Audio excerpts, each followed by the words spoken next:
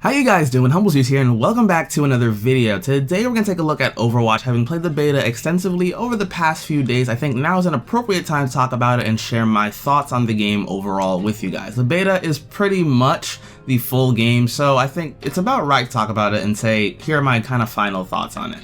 So starting off, we're going to do presentation. How does the game look overall? And I have to say the game visually is very appealing to me. I knew it was going to be kind of a mix of a cartoon and realistic style, but until I actually played the game and didn't watch it on a YouTube video, it looked really good. And I think unfortunately YouTube really needs to step up how it presents videos, because you guys never see videos how they look when we're playing or recording it and when we're editing it.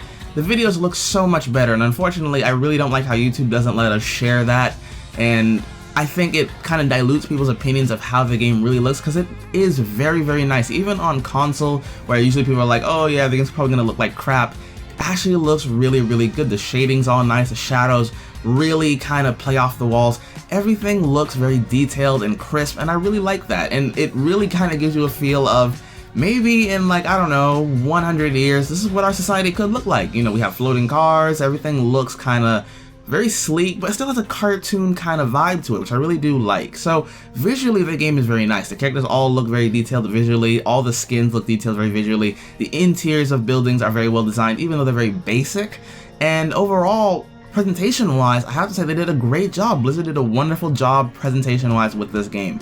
Visually everything is awesome. I'm sure if you had a really great PC, the game looks way better than I'm describing to you guys, because I only have like a really kind of basic computer, so I know that I'm not running everything on super high settings, but even with that, the game is still a lot of fun. You can see it, even though again I can't offer you like the best of it, I can still show you guys how great it looks even without having like a super awesome PC. And if you're on console, you're gonna get like a pretty steady look all the way through, which is really good. Moving on to gameplay, because gameplay is important. How does the game feel? And I have to say, everything feels really solid. The characters feel really solid. They all play very differently. Some characters are flankers, some characters are more kind of Russian, others are more like, I'm gonna stay back, you guys do you, and I'm gonna stay right here and maybe heal you guys or take a few pot shots at people. And I think that's really good. It offers a very variety kind of style of gameplay where one game will feel one way and another game will feel the complete opposite, and depending on what role you feel like playing in that game, it's really good. Gameplay wise, I cannot complain. Speaking of maps, I actually want to talk about map design, because the map design, as I was just previously talking about, is actually very integral to how Overwatch feels. And the thing about the maps is you can very clearly see they were built for all the characters. They did not make maps that some characters could not use effectively. Yes, there are maps that, you know, certain characters are not going to do as well on, but there are, majoritively the maps are basically made so that all characters have some viability. If your character prefers to be in kind of narrow, close encounters, there are, you know, routes that you can take that enemies will pass through that will be advantageous to you as opposed to them. There are maps where if you want to just be in the air with Pharah or something, you can literally find open spaces where her ultimate can just clear an entire area, and that's really cool. Now, the maps themselves are, like I said, very detailed, so you can kind of, you know, you kind of run things just like I am literally running through a building. Like, of course, it's cartoony, so you're not going to be like, oh my god, am I in New York? No, but you're going to kind of get a feeling of, you know, I kind of feel like I could be here. Like, you feel like you could kind of walk around here and it wouldn't be that weird, and I like that. I really like that style. I love how the art complements the maps themselves, and they look very visually engaging. They're not like boring, you know, you don't really forget them. They're like, oh, this map, okay, you kind of remember the exact layout of the map because they're not samey maps. Yes, they have some similar paths and routes, but overall they all feel very different and unique, and they complement different styles of gameplay. And this is actually a good segue into the next topic, because I want to talk to you guys particularly about how the maps work for the characters. The characters are all very different. They all play very differently, and the maps are very clearly built for all the characters. There are some characters that don't do as well in certain maps, obviously, because you can't cater every single map to everybody. But majoritively, the maps are fair for every character, so no character really feels at a super disadvantage. There are some characters that feel at a better advantage, like maps with open spaces are much more viable to characters like Pharah, who can kind of quickly jump into the air and rain down hell for a few seconds and then run off before anybody can really do anything. Of course, maps that are more enclosed fit playstyles like Reaper, who will flank and leave you dead in seconds with his shotguns because you can't escape. So the maps complement everybody pretty equally, which I like, meaning that no matter what game you go into, it doesn't feel like, oh crap, I have to play this character and he's going to be really bad on this map. It's more like, okay, I have to play this character, so what routes are now available to me? Can I use a character that can fly? Because if I can, that means that I have a lot of options. Or do I have to kind of stay onto the ground? And if so, do I rush them or do I have to flank around? Do I have to remember where all the tunnels are? And it encourages people to learn the maps, and I like that. I like that you can't just run around and do whatever, like in games like Call of Duty, whereas if you know your character and you know their strengths and their weaknesses, you're gonna wanna go towards a different direction when you play, and I really do like that a lot. Speaking of the characters in the game, there are a lot of characters and a lot of different ways to play, which I really do like. I like how there's no kind of rigid, everybody play this character. Everybody can play the same class if they so choose to. The team thing is like, don't do this, you have way too many of this one thing, but it is viable, you can do it. I did play a game where we played pretty much all, I think, we played all, I think, was it Junkrats? And we demolished the enemy team. We had a lot of fun doing that. I wish I had recorded that video because it was a lot of fun.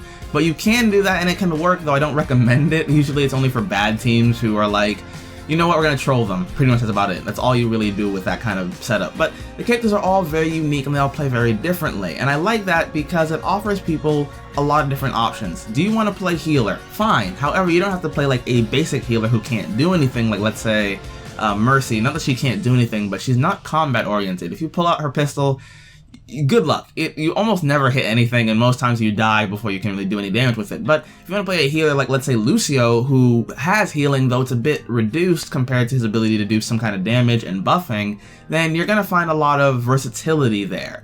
If you want to play a tank, but you don't want somebody who just kind of sits in the same place for the entire time, then Zarya's a good pick. She can kind of move around the map, defend herself, and defend her teammates at the same time, leading you guys to having a really good combinations where, let's say, a fast character comes in, she puts a shield around them, and then they kind of clean house while she protects herself with her own shield. There's a lot of, you know, different ways to play what are called these same classes, which I think is really good. Now, in terms of balance, a lot of people have been worried about balance. I mentioned it in one of my other videos where I compared the two games, Overwatch and Battleborn. A lot of people called me out for that. I'm like, yes, there is, you know, potential for balancing issues, and a lot of people were like, Bastion, OP, make him balanced. And the real thing is the characters are already balanced. It's more of, have you tried learning their counters? And I don't mean that in the entitled, like if you go to the forums and you see what they say to people who complain about Bastion.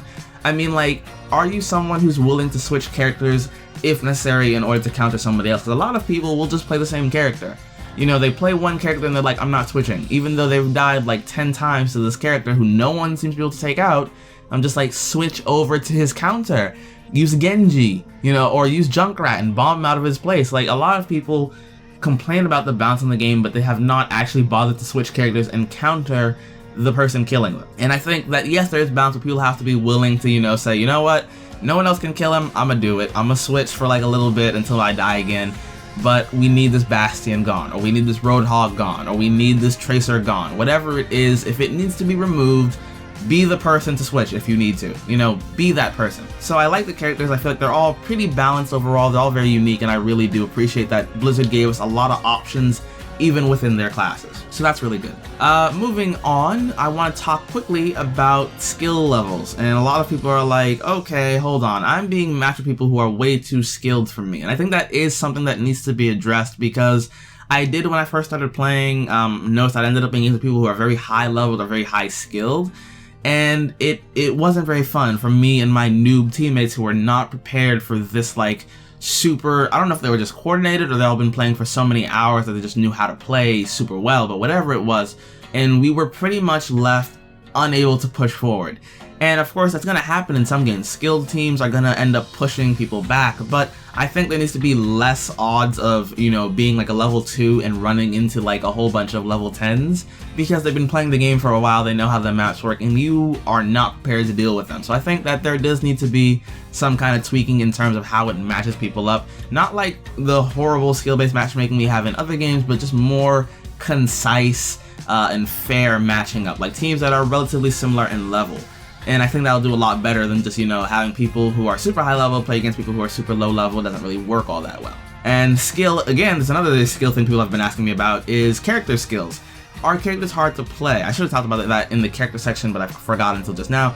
The skill of the characters varies. Depending on who you want to play, you're going to find yourself either having a really tough time or a really easy time. Characters like Soldier 76 are pretty easy to play.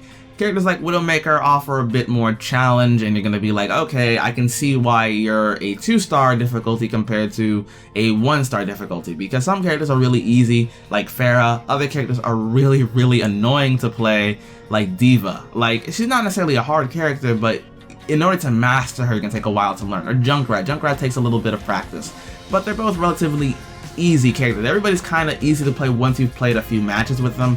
But there's definitely a reason why they're put into skill tiers, and if you want to jump in with a higher skilled character, make sure to hop into practice mode a little bit or go into some custom AI games and learn how your character plays first. So, what do I think of the game overall? I think it's a lot of fun. I think that people who haven't played it yet should try and play it before the beta ends if you haven't already, or if your friends buy it when the full game launches, do play it at their house before you jump in and buy it. Because I've met people who are like, I like, you know, this kind of style of game, but Overwatch just isn't grabbing me, and I understand that completely. So make sure you try it out before you decide. If you don't like it, obviously, then don't buy it. And I don't know why you're watching this if you don't plan on buying the game. But overall, the game's a lot of fun. I really enjoy it. I recommend it to all my friends. All my friends who know me have been like, all right, you want us to buy Overwatch, we get it, chill out. But like, yes, I like the game. I think it has a bright future so long as they don't like try to ruin the game. You might be like, they can't do that. We've seen WoW, they can do it.